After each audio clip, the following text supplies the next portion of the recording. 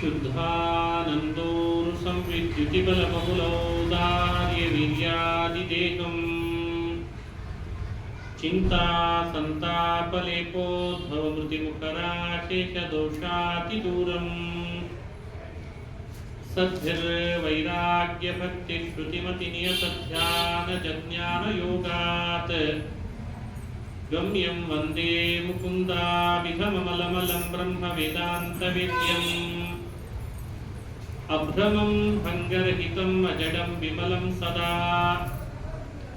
आनन्दतीर्थमतुलं भजे तापत्रयापहम् मूकोऽपि यत्प्रसादेन मुकुन्दशयनायते राजराजायते रिक्तो राघवेन्द्रं तमाश्रये आपादमौलिपर्यन्तं गुरूणामाकृतिं स्मरेत् तेन विघ्नाः प्रणश्यन्ति सिद्ध्यन्ति च मनोरथाः आपदामपहर्तारं दातारं सर्वसम्पदां लोकाभिरामं श्रीरामं भूयो भूयो नमाम्यहम्। ಶ್ರೀ ಹರಿವಾಯು ಗುರುಗಳ ಚರಣಾರವಿಂದಗಳಲ್ಲಿ ಭಕ್ತಿಪೂರ್ವಕ ಪ್ರಣಾಮಗಳನ್ನು ಅರ್ಪಿಸಿ ಶ್ರೀಮದ್ ರಾಮಾಯಣದ ಕಥಾ ಪ್ರಸಂಗವನ್ನು ನೋಡ್ತಾ ಪ್ರಾರಂಭದಲ್ಲಿ ನಾವು ಶ್ರೀಮಾನ್ ಪೂರ್ವಂ ಪ್ರಜಾತೋ ದಶರಥ ನೃಪತೆ ರಾಮನಾಮಾಥ ನೀತೋ ವಿಶ್ವಾಮಿತ್ರೇಣ ಮಂತ್ರಾದನುಜ ಸಹಿತಃ ತಾಟಕಾಂಘಾತುಕೋಸ್ತ್ರಂ ಬ್ರಾಹ್ಮಾದ್ಯಂ ಪ್ರಾಪ್ಯ ಹತ್ವಾ ನಿಕರಂ ಯಜ್ಞಪಾಲೋ ವಿಮೋಚ್ಯ ಅಹಲ್ಯಾ ಶಾಪಾದ್ಯ ಪುಂಕ್ತ್ವಾ ಶಿವಧನುರುಪಯನ್ ಜಾನಕೀನ್ನ ಪ್ರಸೀದೇತ್. ನಿನ್ನೆ ರಾಮನ ಚರಿತ್ರೆಯನ್ನು ಶ್ರವಣ ಮಾಡ್ತಾ ವಿಶ್ವಾಮಿತ್ರ ಋಷಿಗಳು ಶ್ರೀರಾಮಚಂದ್ರನನ್ನ ಯಜ್ಞ ರಕ್ಷಣೆಗೆ ಅಂತ ಕರೆದೊಯ್ದರು. ಯಜ್ಞ ರಕ್ಷಣೆ ಮಾಡಬೇಕು ಅಂದಾಗ ದೀಕ್ಷಾಬದ್ಧರಾಗಿ ವಿಶ್ವಾಮಿತ್ರರು ಯಜ್ಞ ಮಾಡ್ತಾ ಇದ್ದಾರೆ. ರಾಕ್ಷಸರೆಲ್ಲ ಅದನ್ನ ವಿಘ್ನ ಮಾಡ್ಲಿಕ್ಕೆ ಬಂದ್ರೆ ರಾಮ ಅವರನ್ನ ಸಂಹಾರ ಮಾಡಿದ ಅಂತ ಬಂತು. ತಾಟಕೆಯ ಸಂಹಾರ ಶ್ರೀರಾಮ ಮೊದಲು ಮಾಡಿದ್ದು. ತನ್ನ ಅವತಾರದಲ್ಲಿ ತಾಟಕ ಸಂಹಾರ ಅಂತ ಹೇಳ್ತಾರೆ. ತಾಟಕ ಸಂಹಾರ ಅಂದ್ರೆ ಹೇಗೆ ನಡೀತದು? ತಾಟಕೆ ದೊಡ್ಡ ರಾಕ್ಷಸಿ. ಅವಳು ಎಷ್ಟು ದೊಡ್ಡ ರಾಕ್ಷಸಿ ಅಂತ ಹೇಳಲಿಕ್ಕೆ ರಾಮಾಯಣದಲ್ಲಿ ಹೇಳ್ತಾರೆ. ರಾಮ ಲಕ್ಷ್ಮಣರಿಬ್ಬರು ವಿಶ್ವಾಮಿತ್ರರನ್ನು ಅನುಸರಿಸಿ ಹೋಗ್ತಾ ಇರುವಾಗ ಅಲ್ಲಲ್ಲಿ ದೊಡ್ಡ ದೊಡ್ಡ ಬೆಟ್ಟಗಳ ಕಂಡು ಬಂತೆ. ಅವು ಸಾಮಾನ್ಯ ಬೆಟ್ಟಗಳಾಗಿರಲಿಲ್ಲ, ಅಸ್ಥಿಗಳ ಬೆಟ್ಟ ಅಂತ. ಅಸ್ಥಿಗಳ ಬೆಟ್ಟ ನೋಡಿ ರಾಮ ಹೇಳ್ತಾನೆ, ಏನಿದು ಅಸ್ಥಿಗಳ ಬೆಟ್ಟ ಇದೆಲ್ಲ, ಏನಿದು, ಯಾರು ಇಲ್ಲಿ ಬಂದಿರೋರು, ಏನಿದು ಅಂತ ಕೇಳಿದ. ರಾಮ ಇದೆಲ್ಲ ತಾಟಕೆಯ ಮಹಿಮೆ ಅಂತ. ಯಾರೆಲ್ಲ ಈ ಕ್ಷೇತ್ರಕ್ಕೆ ಬರ್ತಾರೆ, ಆ ಕ್ಷೇತ್ರಕ್ಕೆ ಬಂದ ಯಾತ್ರಿಕರನ್ನೆಲ್ಲ ತಿಂದು ತೇಗಿ ಮಾಂಸ ತಿಂದು ರಕ್ತ ಕುಡಿದು ಅವರ ಅಸ್ಥಿಗಳನ್ನು ಎತ್ತಿತ್ತಾಳೆ. ಅದೇ ದೊಡ್ಡ ದೊಡ್ಡ ಬೆಟ್ಟಗಳಾಗಿದ್ದಾವೆ ಅಂತಂದ್ರೆ ಶ್ರೀರಾಮಚಂದ್ರ ಅವಳನ್ನು ಕೇಳ್ತಾನೆ, ಈ ಕ್ಷೇತ್ರಕ್ಕೆ ಜನಸಂದಣಿ ಅಂತ ಬರಬೇಕಾದ್ರೆ ಈ ಕ್ಷೇತ್ರ ಏನಂತ ಮಹಿಮೆ ಮಾಡಿತ್ತು ಮೊದಲು ಅಂತ ಕೇಳಿದ. ರಾಮ ವಿಶ್ವಾಮಿತ್ರರನ್ನು ಅವಲಂಬಿಸ್ತಾ ಹೋದದ್ದು ತಾನೇನೋ ಸರ್ವಜ್ಞ, ಆದ್ರೆ ವಿಶ್ವಾಮಿತ್ರ ಬಾಯಿಯಲ್ಲಿ ಸಾಕಷ್ಟು ವಿಷಯಗಳನ್ನು ತಿಳ್ಕೊಂಡ. ಸರ್ವಜ್ಞನಾದ್ರೂ ತಿಳಿದುಕೊಂಡ ಯಾಕೆ ಅಂದ್ರೆ ಲೋಕಕ್ಕೆ ಸಂದೇಶ ಕೊಡಬೇಕಾಗಿತ್ತು. ಗಂಗೆ ಮಹಿಮೆ ಹೇಳ್ರಿ, ಸರಿಯು ಮಹಿಮೆ ಹೇಳ್ರಿ ಅಂತಂದ. ಇವೆಲ್ಲ ರಾಮಾಯಣದ ಬಾಲಕಾಂಡದಲ್ಲಿ ಬರ್ತದೆ. ಸರಿಯು ಮಹಿಮೆ ಬಹಳ ವಿಶೇಷ. ಸಿದ್ಧಾಶ್ರಮಕ್ಕೆ ಬಂದ್ರೆ ಸಿದ್ಧಾಶ್ರಮದ ಮಹಿಮೆ ಹೇಳ್ರಿ ಅಂತಂದ. ಇದೆಲ್ಲ ರಾಮಾಯಣದ ಪ್ರಾರಂಭದಲ್ಲಿ ಬರೋದು. ಹಾಗೆಯೇ ಕರುಷ ಮಲದ ಅಂತ ಎರಡು ಕ್ಷೇತ್ರಗಳು. ಕರುಷ ಮಲದ ಅಂತ ಹೆಸರು ಯಾಕೆ ಬಂತು? ಭೂಮಿ ಬಹಳ ಕಪ್ಪಾಗಿತ್ತಂತೆ ಆ ಪ್ರದೇಶದ್ದು, ಅದು ಕ್ಷೇತ್ರವಾಗಿ ಮಾರ್ಪಾಡಾಗಿತ್ತು. ಆದ್ರೆ ಹಿನ್ನೆಲೆ ಹೇಳ್ರಿ ಅಂತ ರಾಮ ಕೇಳಿದ ವಿಶ್ವಾಮಿತ್ರರನ್ನ ಹಿನ್ನೆಲೆ ಹೇಳ್ತಾರೆ. ಹಿಂದೆ ಇಂದ್ರದೇವರು ವೃತ್ರಾಸುರನನ್ನು ಸಂಹಾರ ಮಾಡಿದ ಮೇಲೆ ಬ್ರಹ್ಮಹತ್ಯೆ ದೋಷ ಬಂತು ಅಂತ ಅದನ್ನು ಪರಿಹಾರ ಮಾಡಿಕೊಡ್ಬೇಕಾಯ್ತು. ಬ್ರಹ್ಮಹತ್ಯಾ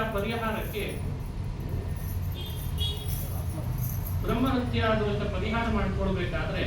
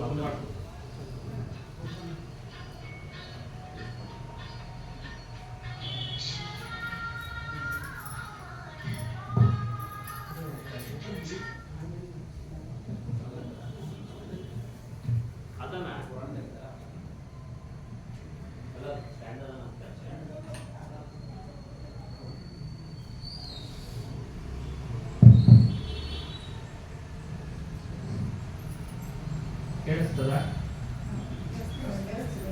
ಜೋರ್ ಮಾಡಿ.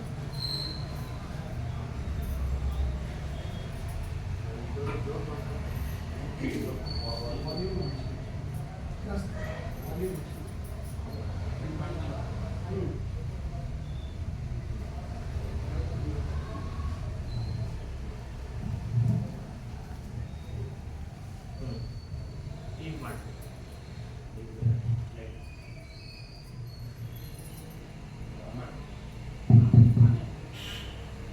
ಆಗಿದೆ, ಜೋರ್ ಮಾಡ್ತಾನೆ ನಾವು. ಕೇಳಿಸ್ತದ? ಶ್ರೀ ಗುರುಭ್ಯೋ ನಮಃ. ಕರುಷ ಮಲದ ಅಂತ ಎರಡು ಕ್ಷೇತ್ರಗಳನ್ನು ಹೇಳ್ತಾರೆ ವಾಲ್ಮೀಕಿಗಳು. ಅದು ಕ್ಷೇತ್ರ ಯಾಕಾಯ್ತು ಅಂತ ಪ್ರಶ್ನೆ. ದೇವೇಂದ್ರನಿಗೆ ವೃತ್ರಾಸುರನ ಹತ್ಯೆ ಮಾಡಿದ ಮೇಲೆ ಬ್ರಹ್ಮಹತ್ಯೆ ದೋಷ ಬಂತಂತೆ. ಆ ಬ್ರಹ್ಮಹತ್ಯೆ ಕಳೆದುಕೊಳ್ಳಲಿಕ್ಕೆ ಬೇರೆ ಬೇರೆ ಉಪಾಯ ಮಾಡಿದ್ದಾರೆ. ಬ್ರಹ್ಮಹತ್ಯೆಯಿಂದ ನೀರಿಗೆ ಕೊಟ್ಟ, ಭೂಮಿಗೆ ಕೊಟ್ಟ, ಸ್ತ್ರೀಯರಿಗೆ ಕೊಟ್ಟ ಅಂತ ಕಥೆ ಕೇಳ್ತೇವೆ. ಇಷ್ಟಾದ್ರೂ ಸ್ವಲ್ಪ ಜಿಡ್ಡು ಉಳಿತಂತೆ.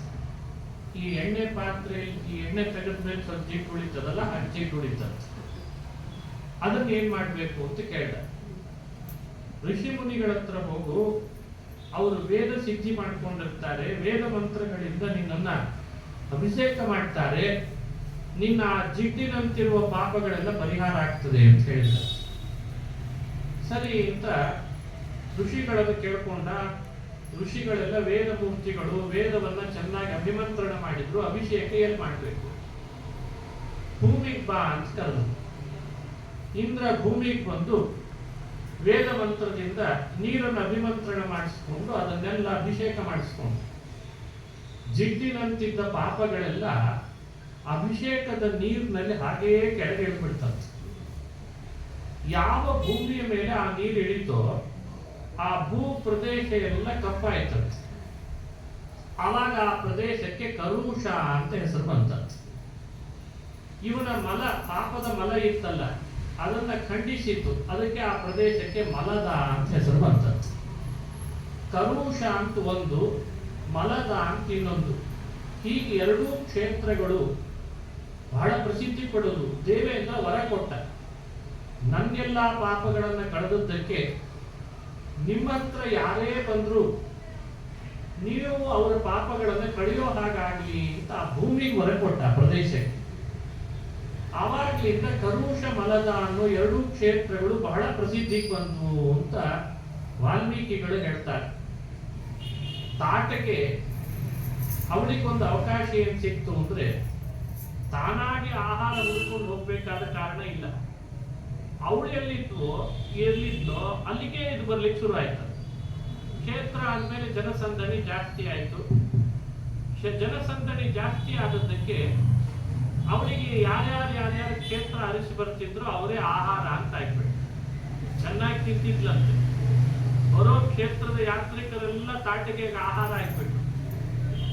ಹಾಗಾಗಿ ಆ ತಾಟಿಗೆಗೆ ಆಹಾರ ಆದದ್ದಕ್ಕೆ ಏನು ಮಾಡಿದ್ರೂ ಕೂಡ ತಾಟಿಗೆ ನಿಲ್ಲಿಸ್ತಿರ್ಲಿಲ್ಲ. ಕ್ಷೇತ್ರ ಹೋಗಿ ತನ್ನ ಆಹಾರದ ತಾಣ ಮಾಡ್ಕೊಂಡ್ಬಿಟ್ಲು ಅಂತ ಹೇಳ್ತಾರೆ.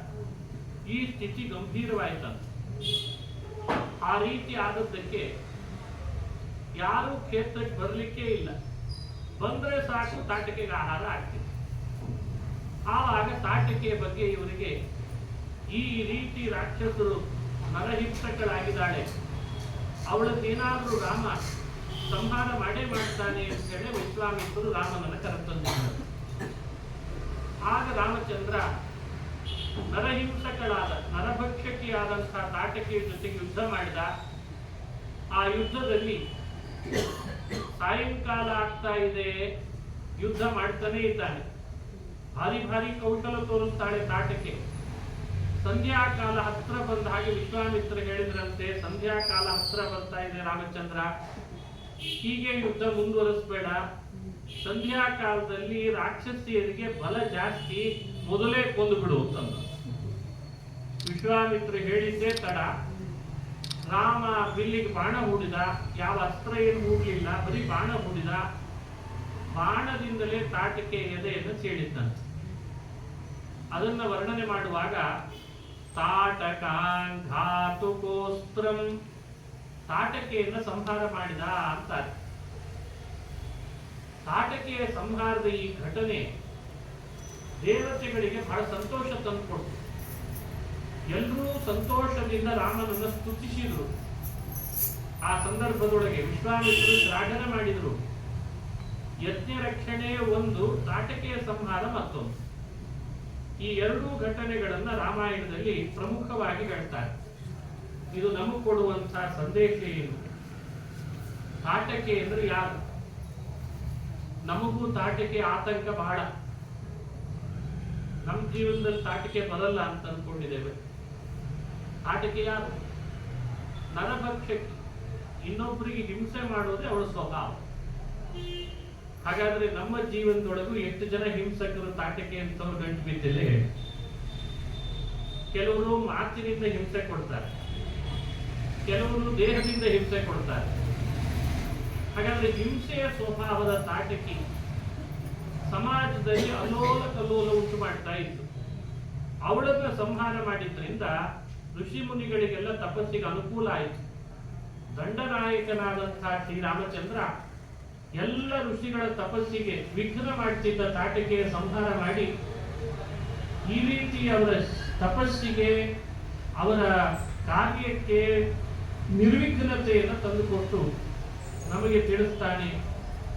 ನೀವು ನಿಮ್ಮ ಜೀವನದಲ್ಲಿ ಸಾಧನೆ ಮಾಡುವಾಗ ಎಷ್ಟೇ ಹಿಂಸಕರು ನಿಮ್ಮನ್ನ ಹಿಂಸೆ ಮಾಡ್ಲಿಕ್ಕೆ ಬಂದ್ರು, ನನ್ನನ್ನ ಶ್ರದ್ಧೆಯಿಂದ ಆಶ್ರಯಿಸಿದ್ರೆ ತಾಟಕೆಯ ಸಂಹಾರ ಮಾಡಿದಂತೆ ನಿಮ್ಮ ಶತ್ರುಗಳ ಸಂಹಾರ ನಾನು ಮಾಡ್ತೇನೆ ಅಂತ ತೋರಿಸಿದ್ದ. ಇದು ತಾಟಕ ಸಂಹಾರದ ಘಟನೆ. ಅವಳೇ ಮುಂದೆ ಪೂತನ ಅಂತ ಆಗ್ತಾಳೆ ಅಂತ ಮಹಾಭಾರತದಲ್ಲಿ ಕಥೆ ಮುಂದುವರಿಯುತ್ತದೆ. ಅಂತೂ ರಾಮ ತಾಟಕೆಯ ರಾಕ್ಷಸಿಯ ಸಂಹಾರ ಮಾಡಿದ್ದು ಲೋಕಕ್ಕೆಲ್ಲ ಒಂದು ಒಳ್ಳೆಯ ಶಾಂತಿ ಉಂಟು ಮಾಡಿದ ಅಂತ ವ್ಯಾಖ್ಯಾನ ಮಾಡ್ತಾರೆ. ಬ್ರಹ್ಮಾಸ್ತ್ರ, ಐಂದ್ರಾಸ್ತ್ರ, ವಾರುಣಾಸ್ತ್ರ, ಆಗ್ನೇಯಾಸ್ತ್ರ, ಇಂತಿಂಥ ಅಸ್ತ್ರಗಳನ್ನೆಲ್ಲ ರಾಮಚಂದ್ರ ಉಪದೇಶ ಪಡೆದ ಅಂತ ರಾಮಾಯಣದಲ್ಲಿ ಕಥೆ ಬರ್ತದೆ. ಆ ಉಪದೇಶ ಪಡೆದದ್ರಿಂದ ರಾಮನಿಗೆ ಯುದ್ಧ ಮಾಡ್ಲಿಕ್ಕೆ ಸಹಾಯ ಆಯಿತು ಅಂತ ಕೆಲವರು ವಾದ. ಆದ್ರೆ ನಿಜವಾಗ್ಲೂ ಅದರ ಅರ್ಥ ಏನು ಅಂತ ಭಗವತ್ಪಾದರು ಹೇಳ್ತಾರೆ. ಯಾಕೆ ಅಷ್ಟು ಅಸ್ತ್ರಗಳ ಉಪದೇಶ ರಾಮ ಪಡೆದ? ಅವನಿಗೇನು ಗೊತ್ತಿರ್ಲಿಲ್ವೇನು ಸರ್ವಜ್ಞ ಅಂತ? ಸರ್ವಜ್ಞನಾದರೂ ಕೂಡ ಅಸ್ತ್ರಗಳ ಉಪದೇಶ ಪಡೆದಿದ್ದಾನೆ. ಯಾಕೆ ಪಡೆದಿದ್ದಾನೆ? ಬ್ರಾಹ್ಮಾದ್ಯಂ ಪ್ರಾಪ್ಯ ಹತ್ವಾ ನಿಶಿಚರನಿಕರಂ ಯಜ್ಞ ಕಾಲೋ ವಿಮೋಚ್ಯ ಅಂತಾರೆ. ಬ್ರಹ್ಮಾಸ್ತ್ರ ಉಪದೇಶ ಯಾಕೆ ಪಡೆದ? ಅದರ ಉದ್ದೇಶ ಏನು? ಯಾವ್ಯಾವ ಅಸ್ತ್ರದ ಮಂತ್ರ ಹೇಳ್ಕೊಡ್ತಿದ್ರು ವಿಶ್ವಾಮಿತ್ರರು, ಆ ಎಲ್ಲಾ ಅಸ್ತ್ರದ ಮಂತ್ರ ಹೇಳಿದ ಕೂಡ್ಲೇನೆ ಆ ದೇವತೆಗಳು ರಾಮನ ಮುಂದೆ ಪ್ರಕಟ ಆಗ್ತಿದ್ರು. ನೋಡಿ, ಈಗ ಬ್ರಹ್ಮಾಸ್ತ್ರಕ್ಕೆ ಅಂತ ಒಂದು ಮಂತ್ರ ಇದೆ, ಅದನ್ನ ರಾಮ ವಿಶ್ವಾಮಿತ್ರ ಹೇಳಿದ ಕೂಡಲೇ ಹೇಳ್ತಿದ್ದ, ಆ ಬ್ರಹ್ಮದೇವರು ಪ್ರಕಟ ಆಗ್ತಾ ಇದೆ. ಇಂದ್ರಾಸ್ತ್ರ ಅಂತ ಮಂತ್ರ, ಆ ಮಂತ್ರವನ್ನು ರಾಮ ಹೇಳಬೇಕು, ಕೂಡಲೇ ಪ್ರಕಟ ಆಗ್ಬೇಕು. ವಾರುಣಾಸ್ತ್ರ, ವರುಣ ಪ್ರಕಟ ಆಗ್ಬೇಕು. ಎಲ್ಲರೂ ತಮಸ್ತ್ರ ರೂಪ ಪ್ರಕಟ ಸಮೇತ್ಯ ಅಂತಾರೆ. ಅಸ್ತ್ರ ರೂಪರಾಗಿ ಎಲ್ಲರೂ ಪ್ರಕಟರಾಗಿದ್ದಾರೆ. ಎಲ್ಲರೂ ಪ್ರಕಟರಾಗಿ ಏನ್ ಮಾಡ್ತಿದ್ರು? ವವಂದಿರೆ ಬ್ರಹ್ಮಮುಖ ಸುರೇಖಾಃ, ವವಂದಿರೆ ಬ್ರಹ್ಮಮುಖ ಸುರೇಖಾಃ. ಎಲ್ಲರೂ ಬ್ರಹ್ಮಾದಿ ದೇವತೆಗಳು ರಾಮಚಂದ್ರನಿಗೆ ಶಿರಸಾಷ್ಟಾಂಗ ನಮಸ್ಕಾರ ಮಾಡಿದ್ರ. ಭಕ್ತಿಯಿಂದ ಶಿರಸಾಷ್ಟಾಂಗ ನಮಸ್ಕಾರ ಮಾಡ್ತಾ ಇದ್ರ. ರಾಮ, ನೀನ್ ಯಾವಾಗ ಯಾವಾಗ ಕರಿತಿ ನಿನ್ನ ಸೇವೆಗೆ ನಾವು ಸಿದ್ಧರು ಅಂತಂದ್ರ. ರಾಮ, ನಾವು ಕರೆದಾಗ ಬರ್ಬೇಕಂತೆ, ನೀವು ಈಗೇನ್ ಬೇಡ, ಹಾಗಾದ್ರೆ ಹೋಗಿ ಬರ್ರಿ ಅಂತ ಕಳಿಸಿದ್ದ. ಈ ಘಟನೆ ನಡೆದದ್ದನ್ನ ಭಗವತ್ಪಾದರು ಉಲ್ಲೇಖ ಮಾಡಿ ಸ್ಪಷ್ಟಪಡಿಸ್ತಾರೆ. ಏನಿದರ ಸಂದೇಶ? ವಿಶ್ವಾಮಿತ್ರರಿಗೆ ಭಗವಂತ ಮಾಡಿದ ವಿಶೇಷ ಅನುಗ್ರಹ ಅಂತ ಒಂದು. ಅನುಗ್ರಹ ಹೇಗಾಯಿತು? ದೇವತೆಗಳೆಲ್ಲ ಪ್ರಕಟರಾಗಿ ಅವರಿಗೆ ಬಂದು ನಮಸ್ಕಾರ ಮಾಡಿದ್ರಲ್ಲ, ಅದರಿಂದ ಲೋಕಕ್ಕೆಲ್ಲ ಸಂದೇಶ ಕೊಟ್ಟದ್ದೇನು ಅಂದ್ರೆ ರಾಮ ಸರ್ವೋತ್ತಮ ದೇವೋತ್ತಮ ಅಂತ ಸಿಗ್ತಾಯಿತ್ತು. ಈಗ ನಾವು ಕಥೆ ಕೇಳ್ತೀವಿ. ಭೃಗು ಋಷಿಗಳು ತ್ರಿದೇವತೆಗಳನ್ನು ಪರೀಕ್ಷೆ ಮಾಡಿದರು. 3 ಲೋಕಕ್ಕೆ ಹೋಗಿ ಬ್ರಹ್ಮನ ಬಳಿಗೆ ಹೋದ್ರು, ಶಿವನ ಬಳಿಗೆ ಹೋದ್ರು, ಆಮೇಲೆ ವಿಷ್ಣುವಿನ ಬಳಿಗೆ ಹೋದ್ರು. ವಿಷ್ಣುನೇ ಸರ್ವೋತ್ತಮ ಅಂತ ಲೋಕಕ್ಕೆ ಸಿದ್ಧಪಡಿಸಿದ್ರು ಅಂತ ಕಥೆ ಕೇಳ್ತೀವಲ್ಲ. ಹಾಗೆ ಆ ಸರ್ವೋತ್ತಮ ದೇವರು ಅಂತ ಸಿದ್ಧಪಡಿಸಿದ ಕೀರ್ತಿ ಭೃಗು ಋಷಿಗಳಿಗೆ ಹೇಗೋ ವಿಶ್ವಾಮಿತ್ರಿಗೂ ಅದು ಬಂತದ್ದು. ಅದನ್ನು ವಿವರಣೆ ಕೊಡ್ತಾರೆ. ವಿಶ್ವಾಮಿತ್ರಿಗೆ ಯಾಕೆ ಬಂತ ಆ ಕೀರ್ತಿ? ಎಲ್ಲಾ ದೇವತೆಗಳಿಗೂ ಕೂಡ ಅಸ್ತ್ರ ಮಂತ್ರದಿಂದ ಆಹ್ವಾನ ಕೊಟ್ಟದ್ದಾಯ್ತಾ? ಅಸ್ತ್ರ ಮಂತ್ರ ಅಂದ್ರೆ ಅದು ಹೇಳಿದ್ದಷ್ಟೇ, ಎಲ್ಲ ದೇವತೆಗಳು ಬಂದದ್ದಾಯ್ತಾ? ಅದರ ಪ್ರಭಾವದಿಂದ ಆ ಅಸ್ತ್ರ ಮಂತ್ರದ ದೇವತೆಗಳು ಮುಂದೆ ರಾಮನಿಗೆ ನಮಸ್ಕಾರ ಮಾಡಿದ್ರಿಂದ ರಾಮ ಸರ್ವೋತ್ತಮ ಅಂತ ಸಿದ್ಧ ಆಯ್ತ. ಬೇರೆಯವರಿಗೆ ಏನಾಗ್ತದೆ ಅದನ್ನು ವಿವರಣೆ ಕೊಡ್ತಾರೆ. ಬೇರೆಯವರು ಯಾರಾದ್ರೂ ಅಸ್ತ್ರ ಮಂತ್ರದ ಬಗ್ಗೆ ಉಪದೇಶ ತಗೊಂಡ್ರೆ ದೇವತೆಗಳು ಎಲ್ಲರೂ ಬರ್ತಾರೆ, ವಿನಯದಿಂದ ಕೇಳ್ಕೊಂಡ್ರಷ್ಟೇ ಅವ್ರು ಕೆಲಸ ಮಾಡ್ತಾರೆ. ಈಗ ವಾರುಣಾಸ್ತ್ರ ಇದೆ, ವರುಣ ದೇವತಾಕ ಮಂತ್ರ, ಅದನ್ನು ಸಿದ್ಧಿಪಡಿಸ್ಕೊಂಡು ಹೇಳಬೇಕು, ವರುಣ ಬರ್ತಾನೆ.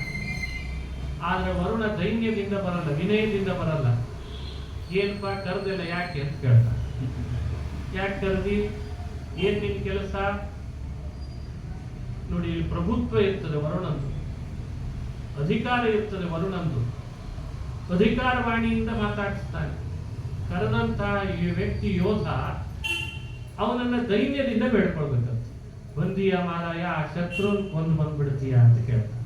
ಇದು ನೋಡಿ, ಬೇರೆಯವರೆಲ್ಲ ಅಸ್ತ್ರ ಮಂತ್ರ ಸಿದ್ಧಿ ಮಾಡ್ಕೊಂಡ್ರೆ ದೇವತೆಗಳನ್ನ ದೈನ್ಯದಿಂದ ಕೇಳ್ಕೊಳ್ಬೇಕಂತೆ, ಶತ್ರುಗಳನ್ನ ಉಪಸಂಹಾರ ಮಾಡುವಂತ.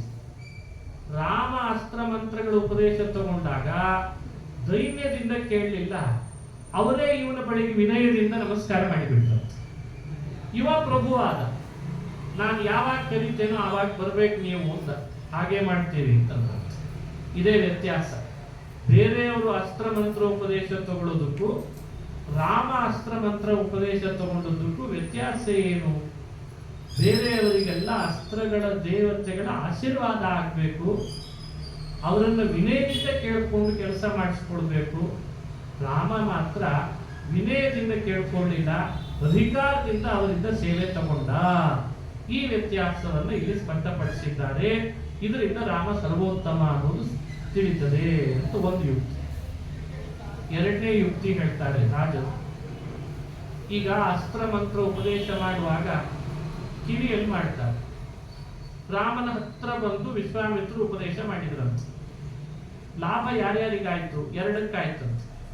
ಒಂದು ವಿಶ್ವಾಮಿತ್ರರಿಗಾಯ್ತು, ಇನ್ನೊಂದು ಮಂತ್ರಗಳಿಗಾಯ್ತಂತೆ. ವಿಶ್ವಾಮಿತ್ರಿಗೆ ಏನ್ ಲಾಭ ಆಯ್ತು ಅದಕ್ಕೆ ವಿವರಣೆ ಕೊಡ್ತಾರೆ. ರಾಮ ಸರ್ವಜ್ಞ ಸರ್ವೇಶ್ವರ ಅಂತ ಸ್ಪಷ್ಟ ಇದೆ. ಎಲ್ಲ ತಿಳಿದವನ ಬಳಿಗೆ ನಮಗೆ ತಿಳಿದದ್ದೇನಾದ್ರೂ ಒಪ್ಸಿದ್ರೆ ಅದನ್ನು ಅನಂತ ಮಡಿ ಮಾಡಿ ಕೊಡ್ತಾನೆ. ಅನಂತ ಮಡಿ ಮಾಡಿ ಕೊಡುತ್ತಿಪ್ಪ ಅಂತ ಹಿರಿಯರು ಹೇಳ್ತಾರೆ. ಪುರಾಣದಲ್ಲಿ ಒಂದು ಮಾತು ಇದೆ, ಸ್ಮೃತಿ ಗ್ರಂಥದಲ್ಲಿ, ಅನಂತಂ ವಿಷ್ಣು ಸನ್ನಿಧೌ ಅಂತ. ವಿಷ್ಣುವಿನ ಸನ್ನಿಧಾನದಲ್ಲಿ ಏನೇ ಒಪ್ಸಿದರೂ ಕೂಡ ಅದು ನಮಗೆ ಅನಂತ ಮಾಡಿ ಮಾಡಿ ಕೊಡ್ತಾನೆ. ಹಾಗಾಗಿ ವಿಶ್ವಾಮಿತ್ರ ಅರಿವು, ಮಂತ್ರದ ಅಸ್ತದ ಅರಿವು ಚೆನ್ನಾಗಿತ್ತು. ರಾಮ ವಿಷ್ಣು ಅಂತ ತಿಳಿದಿದ್ರು. ಅವನಿಗೆಲ್ಲ ಅವರಿಗೆ ಗೊತ್ತಿದ್ದದನ್ನು ಒಪ್ಸಿದ್ರಂತೆ. ಭಗವಂತ ಅಂದ, ಇಷ್ಟು ತಿಳುವಳಿಕೆ ಇಷ್ಟು ದಿನ ಇತ್ತಲ್ಲ, ಇದಕ್ಕಿಂತ ಹೆಚ್ಚಾಗಲಿ ಅಂತ ಅಂದ. ಇದು ಒಂದು ಅಂಶ. ಎರಡನೇ ಅಂಶ, ಮಂತ್ರಗಳನ್ನ ರಾಮ ಬರುವ ಮುನ್ನ ಎಷ್ಟೋ ಜನ ಸಿದ್ಧಿ ಮಾಡ್ಕೊಳ್ಳಿಕ್ಕೆ ಹೋಗಿದ್ದಾರೆ. ಕೆಲವು ಮಂತ್ರಗಳಿಗೆ ಯೋಗ್ಯರಲ್ಲವರು ಸಿದ್ಧಿ ಮಾಡ್ಕೊಳ್ಳಿಕ್ಕೆ ಹೋದ್ರೆ ಮಂತ್ರದ ಎಫೆಕ್ಟ್ ಕಡಿಮೆ ಆಗ್ತದೆ. ಹಾಗಾಗಿ ಮಂತ್ರೋದ್ಧಾರದ ಕೆಲಸನೂ ಮಾಡ್ತಿರ್ಬೇಕಂತ. ನಿಮಗೆ ಆಶ್ಚರ್ಯ ಆಗ್ತದೆ, ಕೆಲವು ಬೇರೆ ಬೇರೆ ಇತ್ತೀಚಿನ ಕಲಿಯುಗದಲ್ಲಿ ನಡೆದ ಘಟನೆಗಳನ್ನು ತಿಳಿದಿರ್ಬೇಕು ನಾವು. ಒಂದ್ಸಲಿ ವಿಜಯನಗರದ ಆಸ್ಥಾನದಲ್ಲಿ ಬಡತನ ಬಂತು. ಎಲ್ಲರೂ ದಾಳಿ ಮಾಡಿದ್ರು ಅಂತ ಬಡತನ ಬಂದ್ಬಿಡ್ತು. ಸಂಪತ್ತಿಲ್ಲ ಅಂತಾಯ್ತು. ರಾಜನಿಗೆ ಸಂಪತ್ತಿಲ್ಲ, ಕೋಶ ಭರ್ತಿ ಆಗ್ತಿಲ್ಲ, ಕೋಶ ಖರ್ಚಾಗೋಯ್ತು. ಏನ್ ಮಾಡ್ಬೇಕು ಅಂತ ತಿಳಿಲಿಲ್ಲ. ಅಷ್ಟರಲ್ಲಿ ವಾದರಾಜರು ಬಂದ್ರಂತೆ. ಆ ಪ್ರಾಂತದಲ್ಲಿ ಸಂಚಾರ ಮಾಡ್ತಾ ರಾಜರು ಬರ್ತಾ ಇದ್ದಾರೆ. ವಾದರಾಜರನ್ನು ಆಶ್ರಯಿಸಿದ, ಅವರನ್ನ ಬೇಡ್ಕೊಂಡ, ಕೋಶ ಭರ್ತಿ ಆಗ್ಬೇಕು, ಏನಾದ್ರೂ ಉಪಾಯ ಹೇಳ್ರಿ. ರಾಜನಿಗೆ ಯಾವಾಗ್ಲೂ ಕೋಶ ಭರ್ತಿ ಇರ್ಬೇಕಂದ್ರೆ ಆನಂದ ಇರ್ತದೆ. ಕೋಶ ಖರ್ಚಾಗ್ಲಿಕ್ಕೆ ಶುರು ಆದ್ರೆ ಅವರಿಗೆ ಸಮಸ್ಯೆನೇ ಅದು. ಹಾಗಾಗಿ ಕೋಶ ಭರ್ತಿ ಆಗ್ಬೇಕು, ಏನಾದ್ರೂ ಉಪಾಯ ಹೇಳಿ, ನಾಳೆ ಬಾ ಅಂತ. ಸರಿ ಅಂತ ಅವನಿಗೊಂದು ಮಂತ್ರ ಕೊಟ್ಟು, ಅದು ಯಾವುದು ಅಂದ್ರೆ ಶ್ರೀ ಶ್ರೀಸೆ ಗುಣದರ್ಪಣ ಅಂತ ಬಹಳ ಪ್ರಸಿದ್ಧ ಸ್ತೋತ್ರ ಇವತ್ತಿದೆ. ಬಹಳ ಕಡೆ ಮುದ್ರಣ ಆಗಿದೆ, ನೋಡ್ಬೋದು ಅದ್ರ ಮಹಿಮೆ ಇದೆ. ಅದು ಕೆಲವೇ ಶ್ಲೋಕಗಳಿದೆ. ಲಕ್ಷ್ಮೀ ದೇವಿಯನ್ನ ಸ್ತೋತ್ರ ಮಾಡ್ತಾ ಬರ್ತಾರೆ. ಇದನ್ನ ದಿನ ನೀವು ಪಾರಾಯಣ ಮಾಡಿ 1,00,000 ಆಗ್ಬೇಕು, ನಿನ್ ಕೋಶ ಭರ್ತಿ ಆಗ್ತದೆ ಅಂತ ಹೇಳ್ಬಿಟ್ರ. ರಾಜ ತನ್ನತ್ರ ಇದ್ದ ವೇದ ಮೂರ್ತಿಗಳನ್ನು ಕರೆಸಿ, ಹೀಗೊಬ್ಬ ಯತಿಗಳು ಸ್ತೋತ್ರ ಮಾಡಿಕೊಟ್ಟಿದ್ದಾರೆ, 1,00,000 ಪಾರಾಯಣ ಮಾಡಿಸ್ಲಿಕ್ಕೆ ಹೇಳಿದ್ದಾರೆ, ಮಾಡಿದ್ರೆ ನಮ್ಮ ಕೋಶ ಭರ್ತಿ ಆಗ್ತದೆ, ನೀವು ಅದನ್ನು ಮಾಡಬೇಕು ಅಂತ ಹೇಳಿದ್ರು. ಕೆಲವರು ಇರ್ತಾರೆ, ಕೂಡಲೇ ಶ್ರದ್ಧೆ ಬರಲ್ಲ ಅವರಿಗೆ. ರಾಜರ ಹತ್ರನೇ ಮಾತಾಡಿದ್ರಂತೆ, ವಾದರಾಜರ ಹತ್ರ. ಅಲ್ಲ, 1,00,000 ನಾವೀಗಾಗಲೇ ಲಕ್ಷ್ಮೀ ಹೃದಯ, ನಾರಾಯಣ ಹೃದಯ, ಶ್ರೀ ಸೂಕ್ತ, ಎಂತೆಂಥ ಮಂತ್ರಗಳನ್ನ ಜಪ ಮಾಡಿದ್ದೇವೆ. ನಮಗೆ ತಿಳಿದಿದ್ದಲ್ಲ ಇವು ಯಾವುದು. ನೀವೇ ಒಂದು ಸ್ತೋತ್ರ ಮಾಡಿಕೊಟ್ಟು 1,00,000 ಮಾಡು ಅಂತ ಕೂಡ ಸಂಪತ್ತು ಬರ್ತದ? ಅವೆಲ್ಲ ಮಾಡಿದ್ರೆ ಇನ್ನೂ ಬಂದಿಲ್ಲ ನಮಗೆ. ಇದೇನೊಂದು ಸ್ತೋತ್ರ ಸಣ್ಣದು, ಇದನ್ನು ಹೇಳಿದ ಕೂಡಲೇ ಬಂದ್ಬಿಡ್ತದ ಅಂತ ವ್ಯಂಗ್ಯ ಮಾಡಿ. ಶ್ರದ್ಧೆ ಬರಲಿಲ್ಲ ಅವ್ರಿಗೆ ಯಾರಿಗೆ. ಆಗ ರಾಜರು, ದೈವ ಸಂಕಲ್ಪ ಇದೆ, ಈ ಸ್ತೋತ್ರದ ಮಹಿಮೆ ಏನು ಅಂತ ಈಗ ಪ್ರಕಟ ಮಾಡಬೇಕಾಗಿದೆ. ಅದಕ್ಕೆ ಹೇಳಿದ್ರಂತೆ, ನೀವು ಯಾವ ಲಕ್ಷ್ಮೀ ಹೃದಯ 1,00,000 ಪಾರಾಯಣ ಮಾಡಿದ್ರಲ್ಲ, ಕಲಿಯುಗದಲ್ಲಿ ಅದಕ್ಕೊಂದು ಶಾಪ ಬಂದಿದೆ, ನಿಮಗೆ ಗೊತ್ತಿಲ್ವೇ ಅಂತ ಕೇಳಿದ್ರಂತೆ. ಅದು ಮಂತ್ರನೇ, ಅದು ಮಂತ್ರ ಅಲ್ಲ ಅಂತಲ್ಲ. ಆದರೆ ಕೆಲವೊಮ್ಮೆ ಕೆಲವು ಮಂತ್ರಗಳಿಗೆ ಶಾಪ ಕೊಡ್ತಾರಂತೆ ಮಂತ್ರದ ದೇವತೆಗಳು. ಹಿಂದೆ ಒಬ್ರು ಬಂಗಾರದ ಮಳೆ ಸುರಿಸಬೇಕು ಅಂತ ಅವರಿಗೆ ಪವಾಡ ಮಾಡಲಿಕ್ಕೆ ಆಸೆ ಆಯ್ತಂತೆ. 1,00,000 ಸರಿ ಅದನ್ನು ಜಪಿಸಿದ್ರಂತೆ ಲಕ್ಷ್ಮೀ ಹೃದಯವನ್ನ. ಲಕ್ಷ್ಮಿ ಬ್ಯಾಸತ್ತು ಬಂದಂತೆ, ಎಷ್ಟು ಸರಿ ಮಾಡ್ತಾನಪ್ಪ ಇವ ಜಪ ಇದನ್ನ ನೋಡಿ. ಕೆಲವು ಮಂತ್ರಗಳು ಮಂತ್ರದ ದೇವತೆಗಳಿಗೆ ಹಿಂಸೆ ಕೊಡ್ತಿರ್ತಾರೆ. ನಾವು ಹೇಳುವಾಗ ಎಷ್ಟು ಸಲಿ ಹೇಳ್ತಿ, ನಿಮ್ಗೆ ಏನ್ ಬೇಕು ಅಂತ ಕೇಳಿಲ್ಲ, ಏನಾದ್ರೂ ಮಾಡಿ ಒಂದ್ಸಲಿ ಬಂಗಾರದ ಮಳೆ ಸುರಿಸ್ಬಿಡು ಅಂತ. ಒಂದು ಕ್ಷಣ ಸುರಿಸ್ತೇನೆ ನಿನ್ ಸಲುವಾಗಿ, ಮತ್ತೆ ಮತ್ತೆ ನನ್ನನ್ನ ಈ ಮಂತ್ರದಿಂದ ಕರೀಲಿಕ್ಕೆ ಹೋಗ್ಬೇಡ, ನೀನು ಕರೆದ್ರೂ ನಾನು ಬರಲ್ಲ, ನಾನೇ ಅದಕ್ಕೊಂದು ಶಾಪ ಕೊಡ್ತೇನೆ, ಇನ್ನು ಮೇಲಿಂದ ಈ ಸಿದ್ಧಿನೇ ಕೊಡೋದು ಬೇಡ ಅಂತಂದ್ಬಿಟ್ಲ.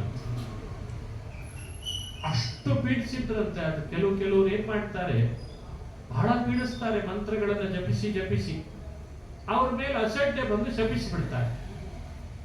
ಲಕ್ಷ್ಮೀ ಹೃದಯಕ್ಕೆ ಹೀಗೊಂದು ಘಟನೆ ನಡೀತು ಅಂತ ಹೇಳ್ತಾರೆ ವಾದರಾಜರು. ನೋಡಿದ್ರ ಅದಕ್ಕೆ ಈ ಮಂತ್ರ ಅಷ್ಟು ಸಿದ್ಧಿ ಕೊಡ್ತದೆ ಅಂತ ಇಲ್ಲ. ಇವತ್ತು ನಾನ್ ಮಾಡಿಕೊಟ್ಟಿದ್ದೇನಲ್ಲ ಶ್ರೀ ಶ್ರೀ ಶಗುಣದರ್ಪಣ, ಅದನ್ನ 1,00,000 ಮಾಡ್ರಿ, ಬರದೇ ಇದ್ರೆ ಕೇಳ್ರಿ ಅಂತಂದ್ರೆ ನಾರಾಯಣ ಹೃದಯದ ಜೊತೆಗೆ ಶ್ರೀ ಶ್ರೀಶ ಗುಣದರ್ಪಣವನ್ನು ಹಿಡಿದು 1,00,000 ಬಾರಿ ವಿಜಯನಗರದ ಅರಸ ಪಾರಾಯಣ ಮಾಡಿಸಿದ್ರಿಂದ ಪುನಃ ಕೋಶ ಭರ್ತಿ ಆಯ್ತಂತ. ಇದಲ್ವೇ ಪವಾಡ ಅಂದ್ರೆ. ಇದಕ್ಕೆ ಮಂತ್ರೋದ್ಧಾರ ಅಂತ ಕರೀತಾರೆ. ಯಾವ ಮಂತ್ರ ಯಾವ ಕಾಲದಲ್ಲಿ ಹೇಗೆ ಮಂತ್ರ ಕೊಡ್ತದೆ, ಫಲ ಕೊಡ್ತದೆ, ಇದು ಎಲ್ರಿಗೂ ಗೊತ್ತಾಗಲ್ಲ. ಅಂಥೇಳಿ ಲಕ್ಷ್ಮೀ ಹೃದಯ ಬಿಡಬೇಕು ಅನ್ನೋ ಉದ್ದೇಶ ಅಲ್ಲ, ಆದ್ರೆ ಮಂತ್ರಕ್ಕೆ ಅದರದ್ದೇ ಆದ ಕಾಲದ ಶಕ್ತಿಗಳಿರ್ತಾವ. ಆ ಕಾಲದ ಶಕ್ತಿಯನ್ನು ನೋಡಿ ನಾವು ಅದನ್ನು ಪಾರಾಯಣ ಮಾಡಬೇಕು. ಆ ರೀತಿ ಶ್ರೀ ಶ್ರೀಶ ಗುಣದರ್ಪಣದ ಮಹಿಮೆಯನ್ನ ವ್ಯಾಖ್ಯಾನ ಮಾಡ್ತಾರೆ. ಇವತ್ತಿಗೂ ಕೂಡ ಶ್ರೀ ಶ್ರೀಶ ಗುಣದರ್ಪಣ 1,00,000 ಬಾರಿ ಪಾರಾಯಣ ಮಾಡಿದ್ರೆ ತಾನಾಗಿ ಅವರ ಮನೆಯಲ್ಲಿ ಕೋಶ ಭರ್ತಿ ಆಗ್ತದೆ. ಎಂಥ ಶಕ್ತಿ ನೋಡ್ರಿ ಇದೆಲ್ಲ. ನೋಡಿ, ಈ ಕಥೆಗಳೆಲ್ಲ ಕಲಿಯುಗದಲ್ಲೇ ನಡೆದದ್ದು ಅಂತ ಹೇಳ್ತಾರೆ. ಕಲಿಯುಗದಲ್ಲೇ ಈ ತರಹ ಮಂತ್ರದ ಶಕ್ತಿ ಅಂದ್ರೆ ಇನ್ನು ಕೃತಯುಗ ತ್ರೇತಾಯುಗಗಳಲ್ಲೆಲ್ಲ ಹೇಗಿರ್ಬೇಡ. ಯೋಗ್ಯರಲ್ಲದೆ ಇದ್ದವರು ಮಂತ್ರಗಳನ್ನು ಜಪಿಸಿದಾಗ ಮಂತ್ರ ಫಲ ಕೊಡೋದ್ರಲ್ಲಿ ವ್ಯತ್ಯಾಸ ಮಾಡ್ತಾರೆ. ಆ ರೀತಿ ಆಗಿತ್ತು. ಅದಕ್ಕೆ ವಿಶ್ವಾಮಿತ್ರರು ತಮಗ್ ಗೊತ್ತಿದ್ದ ಎಲ್ಲ ಮಂತ್ರಗಳನ್ನು ರಾಮನ ಸನ್ನಿಧಿಗೆ ಒಪ್ಪಿಸಿದ್ರಂತೆ. ರಾಮನ ಮುಖದಿಂದ ಪುನಃ ಯಾವಾಗ ಮಂತ್ರ ಬರ್ಲಿಕ್ಕೆ ಶುರು ಆಯ್ತೋ ಅದರಲ್ಲಿ ಫಲ ಕೊಡುವ ಶಕ್ತಿ ಅತಿಶಯ ಉಂಟಾಯ್ತು. ಅದಕ್ಕೊಂದು ಉದಾಹರಣೆ ಕೊಡ್ತಾರೆ ಹಿರಿಯರು.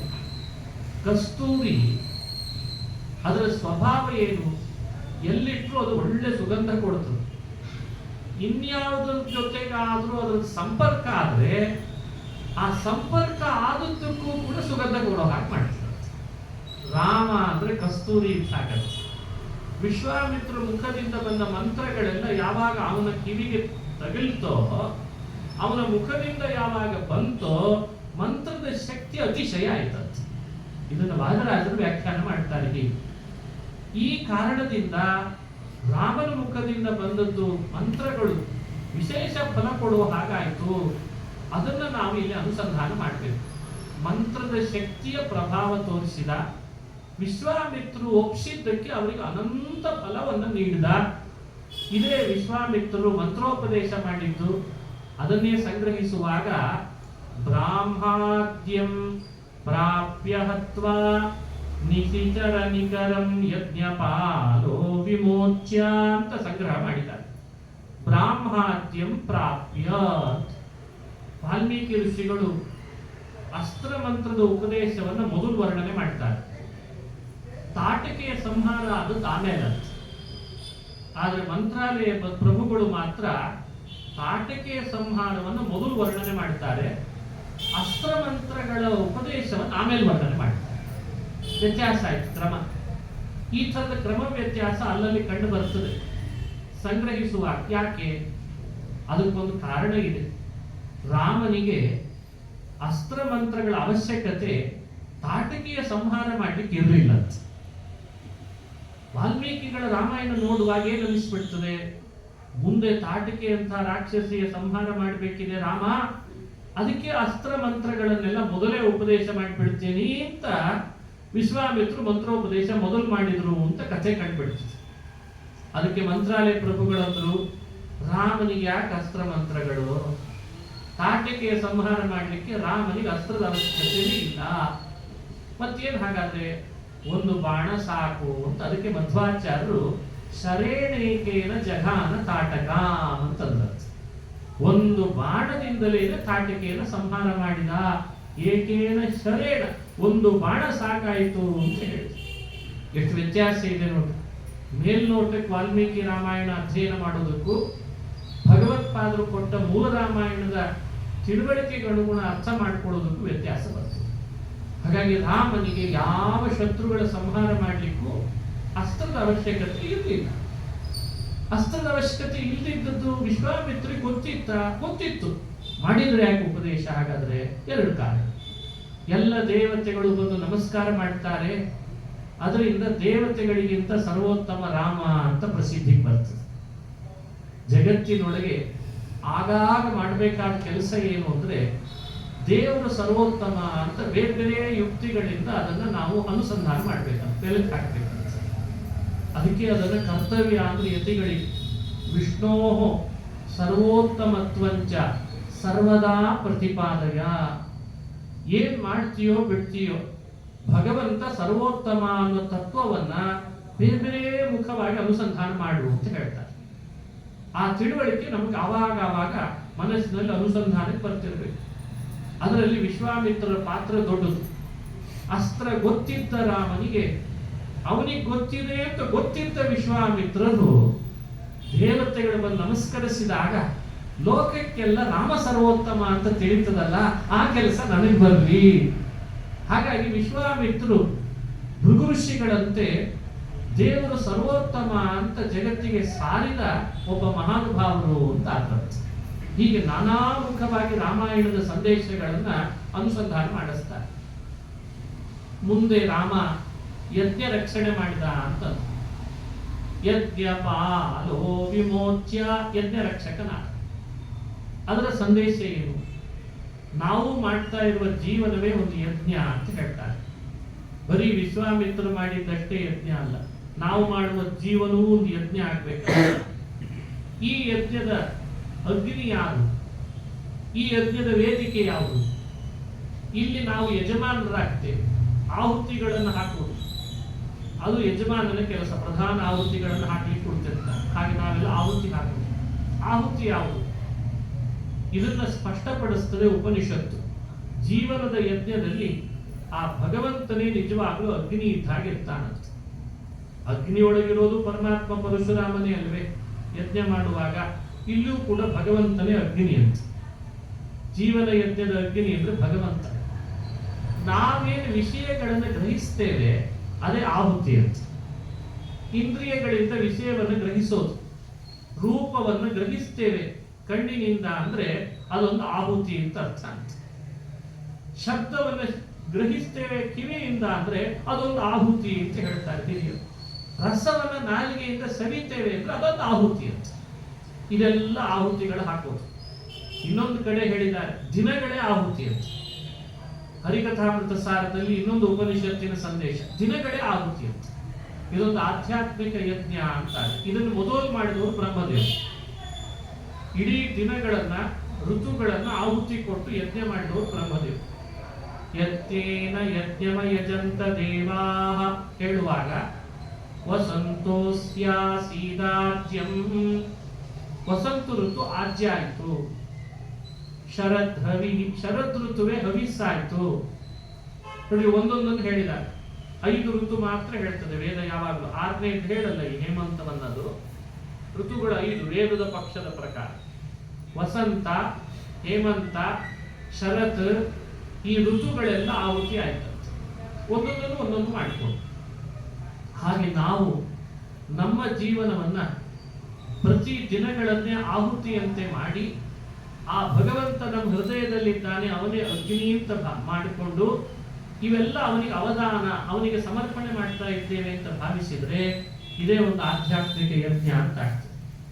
ಇದಕ್ಕೆ ಶತ್ರುಗಳಾಗಿ ತಾಟಕೆ, ಸುಬಾಹು, ಮಾರೀಚ ಇಂಥ ರಾಕ್ಷಸರೆಲ್ಲ ವಿಘ್ನ ಮಾಡ್ಲಿಕ್ಕೆ ಬರ್ತಾರೆ. ಸುಬಾಹು ಯಾರು? ಮಾರೀಚ ಯಾರು? ತಾಟಕೆ ಯಾರು? ಅಂದು ರಾಮ ರಕ್ಷಣೆ ಮಾಡ್ಲಿಕ್ಕೆ ನಿಂತಾಗ ಬಂದವರು ರಾಕ್ಷಸರು ಇವರೇ ಅಂತ ಕೇಳ್ತೇವೆ. ಇವತ್ತು ಅವರೇ ಬರ್ತಾರೆ. ಸುಬಾಹು ಅಂದ್ರೆ ಏನು? ಯಾರ ಭುಜಗಳು ಬಹಳ ಎತ್ತರ ಇತ್ತು ಅವನನ್ನು ಸುಬಾಹು ಅಂತ ಕರೆದು. ನಾರ್ಮಲ್ ಇರಲಿಲ್ಲ ಅಂತ ಅರ್ಥ. ಇಷ್ಟೇ ನಾರ್ಮಲ್ ಆದ್ರೆ ಇಷ್ಟೇ ಇರ್ತದೆ ಅಂತ ಒಂದು ಲೆಕ್ಕ ಇದೆ ಶರೀರದೊಳಗೆ. ಅವನು ಎಲ್ಲರಿಗಿಂತ ಜಾಸ್ತಿ ಇತ್ತು, ಅದಕ್ಕೆ ಒಂದು ಸುಬಾಹು. ಮಾರೀಚ ಅಂದ್ರೆ ಯಾರು? ನೀಚ ಅಂತ ಅರ್ಥ. ಮಾರೀಚ ನೀಚಂ ಜನಯಾಂ ಬಭೂವ. ನೀಚ ಅಂತ, ನೀಚತನದ ಪ್ರತೀಕ ಅಂತ. ಮಾರೀಚ ನೀಚ. ಸುಬಾಹು ಅವನು ಬಹಳ ಎತ್ತರದ ಕೈಗಳಿತ್ತು ಅಂತ ಸುಬಾಹು. ತಾಟಕ್ಕೆ ಹಿಂಸೆ ಅಂದ್ರೆ ಇವೆಲ್ಲ ದುರ್ಗುಣಗಳಿಗೆ ಪ್ರತೀಕ ಅಂತ ಅರ್ಥ. ಕೈ ಬಹಳ ಎಚ್ಚೆತ್ರ ಯಾವಾಗ ಮಾಡ್ತಾನೆ? ಅಹಂಕಾರ ಹೆಚ್ಚಾದಾಗ ಮಾಡ್ತಾನೆ. ನಮ್ಮಲ್ಲೆಲ್ಲ ಹೇಳ್ತಿರ್ತಾರೆ ನೆತ್ತಿ ಮೇಲೆ ಕಣ್ಣು ಅಂತಾರೆ. ನಮ್ಮ ಕಡೆ ಭಾಷೆ. ನೆತ್ತಿ ಮೇಲ್ ಕಣ್ಣು ಅಂದ್ರೆ ಅರ್ಥ ಏನು? ನೆತ್ತಿ ಮೇಲ್ ಕಣ್ಣು ಅಂದ್ರೆ ಬೇರೆ ಏನಲ್ಲ, ಅಹಂಕಾರ ಜಾಸ್ತಿ ಬಂದಿದೆ ಅಂತ. ಹಂಗೆ ಮನುಷ್ಯ ಕೈ ಎಚ್ಚೆತ್ರ ಯಾವಾಗ ಮಾಡ್ತಾನೆ? ಅಲ್ಲಿದೆ ಅಲ್ಲ, ಅದು ನಂದೇ ಮನೆ, ಇಲ್ಲಿ ಕಾಣಿಸ್ತಿದೆ ಅಲ್ಲ, ಇದನ್ನ ತಗೊಳ್ಳಿಕ್ಕೆ ಹೇಳಿದ್ದೇನೆ, ನಾಳೆ ತಗೊಳ್ತೇನೆ, ಪರ್ಚೇಸ್ ಮಾಡ್ತೇನೆ, ಇದಿದೆ ಅಲ್ಲ, ಅದು ನಂದೇ ಆಗ್ತದೆ. ಇದು ಭಗವದ್ಗೀತೆಯಲ್ಲಿ ಕೃಷ್ಣ ಹೇಳ್ತಾ, ಇದಮಸ್ತಿ ಇದಮಪಿ ಭವಿಷ್ಯತಿ, ಇದಿದೆ ಈಗಾಗಲೇ, ಇದು ನಂದೇ ಆಗ್ತದೆ, ಅದು ನಂದೇ ಆಗ್ತದೆ. ಹೀಗೆ ಕೈ ಮಾಡಿ ಮಾಡಿ ತೋರಿಸ್ತಾನೆ. ಸಂಪತ್ತು, ಅಧಿಕಾರ, ಈ ದರ್ಪ ಹೆಚ್ಚಾದಾಗ ಮನುಷ್ಯ ಕೈ ಜಾಸ್ತಿ ಮಾಡ್ಲಿಕ್ಕೆ ಶುರು ಮಾಡ್ತಾನೆ. ಅವನೇ ಸುಬಾಹು ಅಂತ. ಸುಬಾಹು ಬೇರೆ ಅಲ್ಲೇ. ಮಾರೀಚ ಅಂದ್ರೆ ನೀಚತನ ಅಂತ ಅರ್ಥ ಆಯ್ತು. ತಾಟಕೆ ಅಂತ ಹಿಂಸೆ. ಈ ದುರ್ಗುಣಗಳೆಲ್ಲವನ್ನು ಪ್ರತಿನಿಧಿಸುವ ರಾಕ್ಷಸರು ವಿಶ್ವಾಮಿತ್ರ ಯಜ್ಞವನ್ನು ನಾಶ ಮಾಡ್ಲಿಕ್ಕೆ ಬಂದಂತೆ ನಮ್ಮ ಜೀವನದ ಯಜ್ಞವನ್ನು ನಾಶ ಮಾಡ್ಲಿಕ್ಕೆ ಬರೋರು ಇದೇ ಸುಬಾಹು, ಮಾರೀಚ, ತಾಟಕ. ಇವರನ್ನ ಎದುರಿಸ್ಬೇಕು. ನಮಗಷ್ಟು ಶಕ್ತಿ ಸಾಲಲ್ಲ. ಇಂಥ ರಾಕ್ಷಸರನ್ನು ಎದುರಿಸಲಿಕ್ಕೆ ನಮ್ಮ ಶಕ್ತಿ ಕಡಿಮೆ ಆಗ್ತದೆ. ಭಗವಂತ ಶ್ರೀರಾಮಚಂದ್ರನನ್ನ ನಾವು ಕರೆದುಕೊಂಡು ಬರ್ಬೇಕಂತೆ. ನಮ್ಮ ಜೀವನದ ಯಜ್ಞ ಸಾಂಗವಾಗಿ ನಿರ್ವಿಘ್ನವಾಗಬೇಕಾದ್ರೆ ರಾಮ ಯಾರು ಕರೆದ್ರೆ ಬರ್ತಾನೆ? ವಿಶ್ವಾಮಿತ್ರ ಕರೆದ್ರೆ ಬರ್ತಾನೆ. ಹಾಗಾದ್ರೆ ನಾವೆಲ್ಲ ವಿಶ್ವಾಮಿತ್ರರಾಗಬೇಕು ಅಂತ ಅರ್ಥ. ವಿಶ್ವಾಮಿತ್ರರಾಗೋದು ಅಂದ್ರೆ ಪುರುಷರಿಗೆ ಅರ್ಹತೆ ಇದ್ರೆ ಅವ್ರು ಕೊಟ್ಟ ಗಾಯತ್ರಿಯನ್ನು ಚೆನ್ನಾಗಿ ಜಪಿಸಿದ್ರೆ ಅವರೆಲ್ಲ ವಿಶ್ವಾಮಿತ್ರರಾಗ್ತಾರೆ. ವಿಶ್ವ ಅನ್ನುವ ಶಬ್ದ ಸಮಸ್ತ ಪ್ರಪಂಚ. ಆ ಮಿತ್ರ ಅಂತ ಭಗವತ್ಪಾದರು ಬಿಡಿಸಿದ. ವಿಶ್ವಸ್ಯ ಮಿತ್ರಂ ಸೈಹಾ ಜಗಾಮ.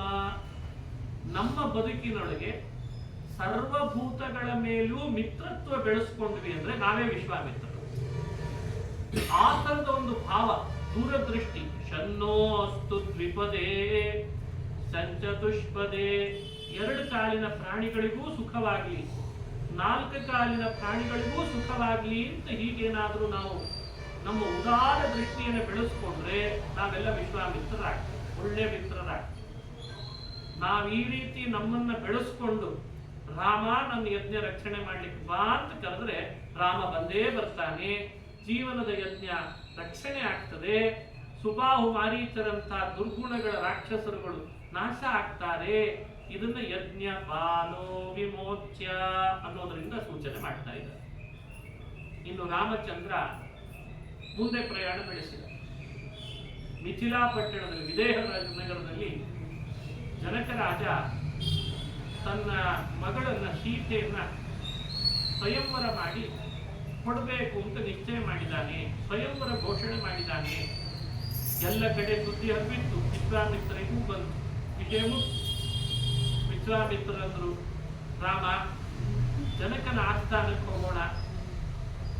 ಜನಕನ ಮಗಳು, ಮಿಥಿಲಾ ಪಟ್ಟಣದ ಜನಕರಾಜನ ಮಗಳು ಬಹಳ ಸುಂದರಿ, ಅವಳನ್ನ ನೀನು ವಿವಾಹ ಮಾಡಿಕೊಳ್ಬೇಕು. ಅವನು ಇಟ್ಟಿರುವಂತಹ ಬಿಲ್ಲನ್ನು ನೀನೇ ಮುರಿಬೇಕು ಅಂತಂದ. ಆಯ್ತು. ವಿದೇಹ ನಾರೀ ನರವರ್ಯ ಸಂಘಾಹ. ವಿದೇಹ ಪಟ್ಟಣಕ್ಕೆ ಹೋಗೋಣ ಅಂದಾಗ ವಿದೇಹದ ಪಟ್ಟಣ ಹರಿ ಶೃಂಗಾರ ಆಗಿತ್ತಂತೆ. ನರ ನಾರಿಯರೆಲ್ಲ ನಿಂತು ಪ್ರತೀಕ್ಷೆ ಮಾಡ್ತಾ ಇದ್ದಾರೆ. ಯಾರ್ಯಾರು ರಾಜರು ಬರ್ತಾರೆ, ಸೀತೆಯನ್ನು ಪಡಿಬೇಕು ಅಂತ ಯಾವ್ಯಾವ ರಾಜರು ಬರ್ತಾರೆ ಸ್ವಯಂವರದಲ್ಲಿ ಪಾಲ್ಗೊಳ್ಳಿಕ್ಕೆ ಅಂತ ಭಾರಿ ಶೃಂಗಾರ ಆಗಿತ್ತು. ರಾಮ ಲಕ್ಷ್ಮಣರು ಆ ದಿಕ್ಕಿನ ಕಡೆಗೆ ಹೊರಟು. ಅನೇಕ ಆಶ್ರಮಗಳು ಕಣ್ಣಿಗೆ ಬೀಳ್ತಾ ಇದ್ದಾರೆ. ಬೇರೆ ಬೇರೆ ಋಷಿಗಳ ಆಶ್ರಮ. ಒಂದು ಆಶ್ರಮ ಮಾತ್ರ ಯಾರ್ಯಾರು ಇರಲಿಲ್ಲ, ಬರಿದಾಗಿದೆ. ಸರಿಯಾಗಿ ಶುದ್ಧನೂ ಮಾಡಿಲ್ಲ. ಮನೆ ಮುಂದೆ ರಂಗೋಲಿ ಹಾಕಿಲ್ಲ, ಆಶ್ರಮದ ಮುಂದೆ ರಂಗೋಲಿ ಇಲ್ಲ. ವೇದ ಮಂತ್ರಗಳು ಯಾವುದು ಕೇಳಿಸ್ತಾ ಇಲ್ಲ. ಅಗ್ನಿಯಲ್ಲಿ ಆಹುತಿ ಕೊಟ್ಟು ಧಗಧಗಿಸ್ತಾ ಇರ್ತಿತ್ತು, ಅಗ್ನಿ ಧೂಮಗಳು ಅದು ಕಾಣಿಸ್ತಾ ಇಲ್ಲ. ಬೇರೆ ಬೇರೆ ಆಶ್ರಮಕ್ಕಿಂತ ವಿಭಿನ್ನವಾಗಿದೆ. ಸಹಜ ಅಲ್ವೇ? ಆಶ್ರಮಗಳ ಅಷ್ಟು ಸಾಲುಗಳ ಮಧ್ಯದಲ್ಲಿ ಒಂದ್ಯಾವುದಾದ್ರೂ ಆಶ್ರಮದಲ್ಲಿ ವೇದ ಕೇಳಿಸ್ತಿಲ್ಲ, ಮಂತ್ರ ಕೇಳಿಸ್ತಿಲ್ಲ, ಏನು ಇಲ್ಲ ಅಂದಾಗ ಪ್ರಶ್ನೆ ಮೂಡುತ್ತದೋ ಇಲ್ಲ? ನೋಡ್ರಿ, ಈ ತರದ ಪ್ರಶ್ನೆ ಮೂಡಿಸ್ಕೊಳ್ಬೇಕು ಅಂತದ ರಾಮಾಯಣ. ಎಲ್ಲರೂ ಒಂದು ಒಳ್ಳೆ ಸಂಸ್ಕಾರವಂತರಾಗಿ ದೇವರ ಸ್ಮರಣೆ ಮಾಡಿ ಭಜನೆ ಮಾಡಿಕೊಂಡಿರುವಾಗ ಒಬ್ಬ ಮಾತ್ರ ವಿಭಿನ್ನವಾಗಿದ್ರೆ ಇವ ಯಾಕೆ ಹೀಗಿದ್ದಾನೆ ಅಂತ ಅನಿಸ್ತದೋ ಇಲ್ಲ?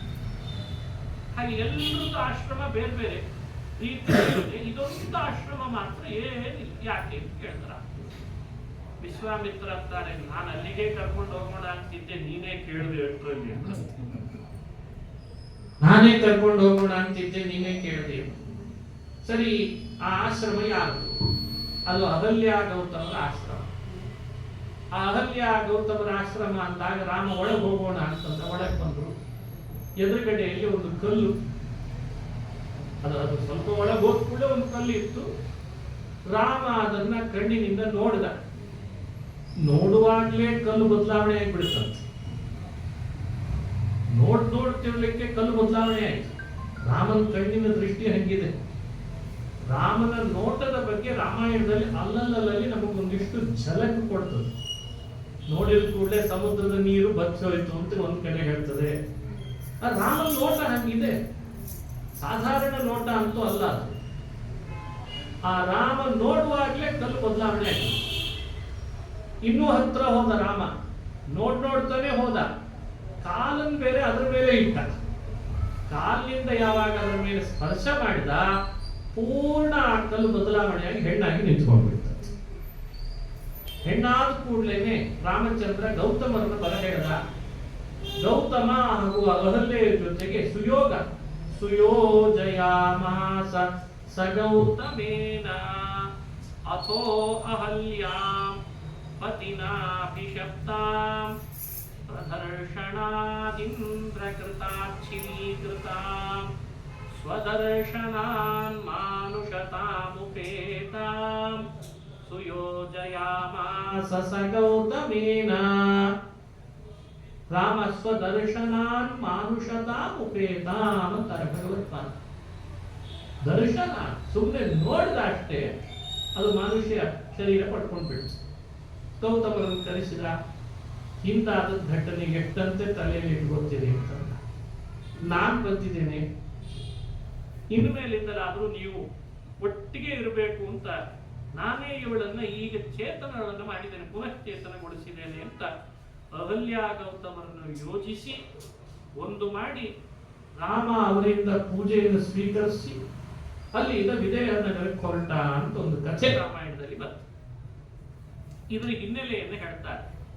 ಯಾಕೆ ಹೀಗಾಯ್ತು, ಏನಿದು, ಅಹಲ್ಯೆ ಯಾರು, ಅವಳು ಯಾರ ಮಗಳು, ಗೌತಮರು ವಿವಾಹ ಅದು ಮಾಡ್ಕೊಂಡದ್ದು ಹೇಗೆ, ಆ ಕಥೆ ಹೇಳ್ತಾರೆ. ಹಿಂದೆ ಬ್ರಹ್ಮದೇವರು ಸೃಷ್ಟಿ ಮಾಡಿದಂಥ ಕನ್ಯೆ ಅಹಲ್ಯೆ ಅಂತ. ಸಂಸ್ಕೃತದಲ್ಲಿ ಹಲಿ ಅಂದ್ರೆ ವಿರೂಪ ಅಂತ ಅರ್ಥ.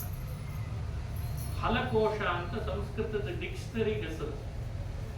ಅಮರಕೋಶ, ಮೇದಿನಿ ಕೋಶ, ವಿಶ್ವಕೋಶ, ಹೇಮಚಂದ್ರ ಕೋಶ, ಹಂಗೊಂದು ಹಲಕೋಶ ಅಂತ ಒಂದಿದೆ. ಈ ಸಂಸ್ಕೃತದ ಪದಗಳಿಗೆ ಅರ್ಥವನ್ನ ಬಹಳ ಚೆನ್ನಾಗಿ ಬೇರೆ ಬೇರೆ ಒಂದೇ ಪದಕ್ಕೆ ಅರ್ಥಗಳನ್ನು ಹೇಳ್ತಾರೆ.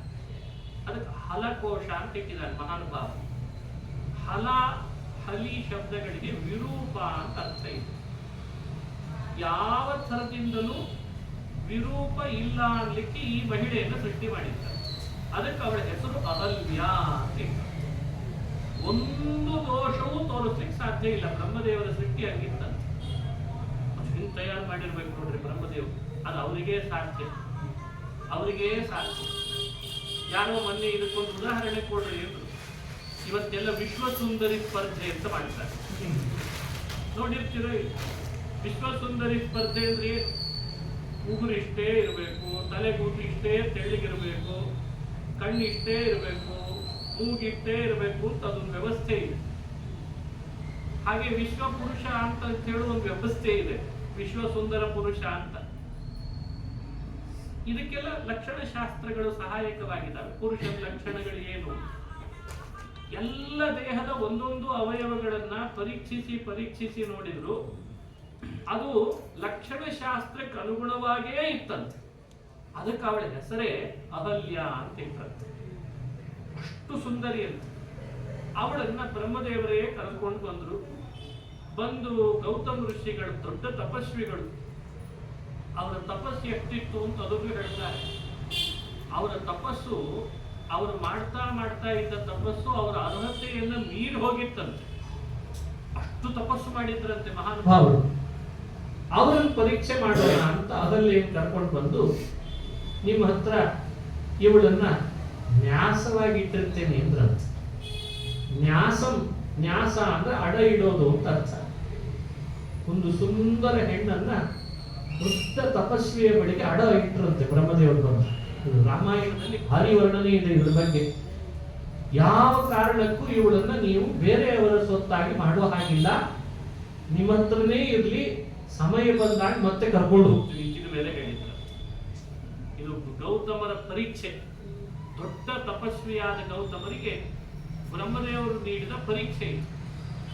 ಎಷ್ಟೋ ವರ್ಷಗಳಾದರೂ ಕೂಡ ಗೌತಮ ಋಷಿಗಳಿಗೆ ಅವಳ ಮೇಲೆ ಒಂದು ಸ್ವಲ್ಪವೂ ಕೂಡ ಮನಸ್ಸು ವಿಚಲಿತ ಆಗಿ ಇವಳು ಬೇಕು ನನಗೆ ಅಂತ ಅನಿಸಲೇ ಇಲ್ಲ. ಅವಳು ಇದ್ದಾಳೆ, ಇವಳು ಇದ್ದಾಳೆ, ಅವಳು ಇದ್ದಾಳೆ, ಇವಳು ಇದ್ದಾಳೆ. ಅವಳ ಕೆಲಸ ಅವಳು ಮಾಡ್ತಿದ್ದಾಳೆ, ಸೇವೆ ಮಾಡ್ತಿದ್ದಾಳೆ, ಇವಳು ತಪಸ್ಸು ಮಾಡ್ತಿದ್ದಾಳೆ. ಈ ತರದ ಪರೀಕ್ಷೆ ತಪಸ್ಸು ಮಾಡ್ತಾರಲ್ಲ ಋಷಿಗಳು, ಅದು ಇನ್ನಿಷ್ಟು ಜಾಸ್ತಿ ಆಗ್ತದಂತ ಅವರು. ಅದಕ್ಕೆ ಹೇಳೋದು, ಎಲ್ಲ ವಿಷಯ ಪದಾರ್ಥಗಳು ಜೊತೆಗೆ ಇದ್ದು ಅವು ಯಾವುದು ಬೇಡ ಅಂತ ದೇವರನ್ನ ಧ್ಯಾನ ಮಾಡ್ತಾರಲ್ಲ, ಅದಕ್ಕೆ ಮೌಲ್ಯ ಜಾಸ್ತಿ ಅಂತ. ಏನೇನಿರಲ್ಲ ನೋಡಿ, ನೀವು ಹೆಂಗಿದ್ದೀರಿ ಮತ್ತೆ ಅಂತ ಕೇಳಿದ್ಬಿಟ್ಟು ನಾವು ದೊಡ್ಡ ತಪಸ್ವಿ ಆಗಿ, ಏನಿಲ್ಲ ಅದಕ್ಕೆ ತಪಸ್ವಿ ಆಗಿದೆ. ಎಲ್ಲ ಇದ್ದು ಮಾಡಿ ನೋಡೋಣ ಅಂತಾನೆ ಭಗವಂತ. ಇದು ಪರೀಕ್ಷೆ. ಅವಾಗ ಮೌಲ್ಯ ಜಾಸ್ತಿ ಕೊಡ್ತಾರೆ. ಏನಿಲ್ಲದೆ ಇದ್ದಾಗ ವೈರಾಗ್ಯ ದೊಡ್ಡದಲ್ಲ, ಎಲ್ಲ ಇದ್ದಾಗ ಮನುಷ್ಯ ವಿಷಯ ಲಂಪಟ್ಟನಾಗಲ್ಲ ಅಂತ ಇದೆಯಲ್ಲ, ಅದು ಮೌಲ್ಯ ಜಾಸ್ತಿ. ಅದು ಮತ್ತಷ್ಟು ತಪಸ್ಸು ಇನ್ಕ್ರೀಸ್ ಆಗ್ಲಿಕ್ಕೆ ಕಾರಣ ಆಗ್ಬಿಡುತ್ತೆ. ಬ್ರಹ್ಮದೇವರೇ ಬಂದರು, ನಿನ್ನ ಮನೆಯಲ್ಲಿ ಅಹಲ್ಯೆಯನ್ನು ಬಿಟ್ಟೋಗಿದ್ದೆಲ್ಲ ನ್ಯಾಸವಾಗಿ ದೇವರು ಪ್ರೇರಣೆ ಆಗಿದೆ, ನಿನಗೆ ಕೊಟ್ಟು ಮದುವೆ ಮಾಡೋಣ ಅಂತಿದ್ದೇನೆ, ಏನಂತೀರಿ ಅಂತ ಕೇಳಿದ್ರು. ಆಯ್ತು, ವಿವಾಹ ಮಾಡಿಸ್ಬೇಕು. ಅವಳನ್ನ ಕರ್ಕೊಂಡು ಬರುವಾಗ ಸತ್ಯಲೋಕದಿಂದ ದೇವಲೋಕದ ಮೇಲೆ ಹಾದು ಬರಬೇಕಲ್ಲ, ಇಂದ್ರನು ಒಂದ್ಸಲಿ ಕಣ್ಣಾಯಿಸಿದ್ದ. ಏನ್ ಸುಂದರಿ ಇವಳು ಅಂತ ಇಂದ್ರನು ಕಣ್ಣಾಯಿಸಿದ್ದ. ದೇವತೆಗಳೆಲ್ಲ ಅವಳನ್ನು ನೋಡಿದ್ರು, ಇಂದ್ರನು ಆಸೆ ಪಟ್ಟಿದ್ದ. ಆದ್ರೆ ಅವಳು ಬಂದಾಯ್ತು, ಆಶ್ರಮದೊಳಗಿದ್ದಾಯ್ತು, ವಿವಾಹ ಮಾಡಿಕೊಟ್ಟಾಯ್ತು, ಕನ್ಯಾದಾನ ಮಾಡಿಬಿಟ್ಟು ಬ್ರಹ್ಮದೇವ. ಕೆಲವು ದಿನಗಳು ಕಳೀತು. ಅವಳೊಟ್ಟಿಗೆ ದಾಂಪತ್ಯ ನಡೆಸುವಾಗಲೂ ಕೂಡ ಗೌತಮರದ್ದು ಯಾವ ಮನಸ್ಸು ವಿಚಲಿತ ಆಗ್ತಿರ್ಲಿಲ್ಲ. ಮತ್ತೆ ತಪಸ್ಸು ಇದು ಹೆಚ್ಚೇ ಆಗ್ತಾ ಇದೆ. ಗೌತಮ ಋಷಿಗಳ ತಪಸ್ಸು ಹೆಚ್ಚಾದಾಗ ಬ್ರಹ್ಮದೇವರಿಗೆ ಅನಿಸ್ತಂತೆ, ಇದು ಏನು ಮಾರಾಯ ಈ ತಪಸ್ವಿ, ಇಷ್ಟೆಲ್ಲ ಮಾಡ್ತಿದ್ದೀನಿ, ಸುಂದರ ಸ್ತ್ರೀಯನ್ನು ಕೊಟ್ಟೆ, ತಪಸ್ಸು ಇನ್ನೂ ಬೆಳೆಸಿದ, ಮದುವೆನೇ ಮಾಡಿಕೊಟ್ರು ತಪಸ್ಸು ಬೆಳೆಸ್ತಾ ಇದ್ದಾನೆ. ಸಮಸ್ಯೆ ಯಾವಾಗ ಬರ್ತದೆ ಋಷಿಗಳಿಂದ ಅಂದ್ರೆ, ಭಗವಂತನಿಗೂ ಒಂದು ಸಮಸ್ಯೆ ಆಗ್ತದಂತೆ ತಪಸ್ಸು ಮಾಡೋರಿಂದ. ಯಾವಾಗ ಅಂದ್ರೆ ಅವರ ಅರ್ಹತೆ ಮೀರಿ ತಪಸ್ಸು ಮಾಡಿದ್ರೆ ಸಮಸ್ಯೆ ಆಗ್ತದೆ.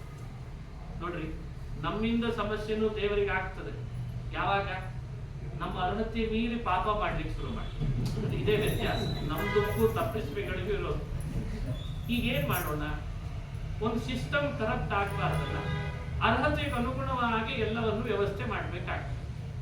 ಅದಕ್ಕೆ ಭಗವಂತ ಯೋಜನೆ ಮಾಡೋದು ಈ ತರದ ಕೆಲಸ ಅಂತ ಶಾಸ್ತ್ರಗಳು ಹೇಳ್ತಾರೆ. ಇದಕ್ಕೊಂದು ಸಣ್ಣ ಉದಾಹರಣೆ ಕೊಡ್ತೀನಿ. ಇವತ್ತು ಲೋಕಾಯುಕ್ತರ ದಾಳಿ ಅಂತ ಆಗ್ತದೆ. ಯಾರ ಮನೆಗೆ ಆಗ್ತದೆ? ನಿಮ್ಮ ಮನೆಗೆ ಆಗ್ತದೆ. ನಿಮ್ಮ ಮನೆಗೆ ಆಗ್ತೀಯೋ ದೇವ್ರೆ, ಯೋಗ್ಯತೆ ಇದ್ದಷ್ಟೇ ಹಣ ಗಳಿಸ್ಲಿಕ್ಕೆ ಆಗ್ತಿರಲ್ಲ. ಮತ್ತೆ ಯಾರ ಮನೆಗೆ ಮಾಡ್ತಾರೆ? ಅರ್ಹತೆ ಮೀರಿ ಸಂಪಾದನೆ ಆಗ್ತಾ ಇದೆ, ಅವನ ಸಂಬಳ ಇರೋದು ಎಷ್ಟು, ಆದ್ರೆ ಅವನು ಗಳಿಸ್ತಿರೋದು ಎಷ್ಟು, ಕಂಪ್ಲೇಂಟ್ ಹೋಗ್ತದೋ ಇಲ್ಲೋ, ದಾಳಿ ಮಾಡ್ತಾರೆ. ನಿಮ್ದು ಯಾಕೋ ಅರ್ಹತೆ ಮೀರಿ ಸಂಪತ್ತು ಕಂಡು ಬರ್ತಾ ಇದೆ, ಇದ್ರದ್ದು ಮೂಲ ಯಾವುದೋ ಬೇರೆ ಇರಬೇಕು, ಇದನ್ನ ನಾವು ಸರಿಯಾಗಿ ತನಿಖೆ ಮಾಡ್ತೀವಿ ಅಂತ ಬರ್ತಾರೋ ಇಲ್ಲೋ. ಇವ್ರದೇ ಇಟ್ಟಿದೆ ಲೋಕಾಯುಕ್ತರ ದಾಳಿ ಮಾಡಿ ಅಂದ್ರೆ. 14 ಲೋಕ ಆಯುಕ್ತನಾದ ಶ್ರೀಹರಿ ಋಷಿಗಳಿಗೆಲ್ಲ ಯೋಗ್ಯತೆ ಮೀರಿ ತಪಸ್ಸು ಅನ್ನೋ ಹಣ ಗಳಿಸಿದಾಗ ದಾಳಿ ಮಾಡಿಸ್ತಾರೆ. ಇಷ್ಟೇ ಅರ್ಥ. ಇದನ್ನೇ ವೇದದಲ್ಲಿ ಭಗವತ್ಪಾದರು ವೇದ ಉದಾಹರಣೆ ಕೊಟ್ಟು ಹೇಳ್ತಾರೆ ಈ ಸಿಸ್ಟಮಿನ ಬಗ್ಗೆ. ಏಧ ಮಾನಸ್ವಿರುಭಯಸ್ಯ ರಾಜ ಜೋಷ್ಕೂಯತೆ ವಿಷ ಇಂದ್ರೋ ಮನುಷ್ಯಾನ್. ಭಗವಂತ ಏಧಮಾನ ದ್ವಿಡ್ ಅಂತ ಕರೆಸ್ಕೊಂಡಿದ್ದಾರೆ. ಯಾವ ಋಷಿಗಳು ದೇವತೆಗಳು ತಮ್ಮ ಅರ್ಹತೆಗಿಂತ ಏಧಮಾನ ತಮ್ಮ ಪುಣ್ಯವನ್ನ ಬೆಳೆಸ್ಕೊಳ್ತಾರೋ ಅದನ್ನ ದ್ವಿಡ್ ಬೇರೆ ಬೇರೆ ಉಪಾಯಗಳಿಂದ ಅದನ್ನ ಕಡಿಮೆ ಮಾಡ್ತಾನೆ ಭಗವಂತ. ಸಿಸ್ಟಮ್ ಕರಪ್ಟ್ ಆಗಬಾರ್ದು ಅಂತ. ಸಿಸ್ಟಮ್ ಹೆಚ್ಚು ಕಡಿಮೆ ಏನಾಗ್ತದೆ?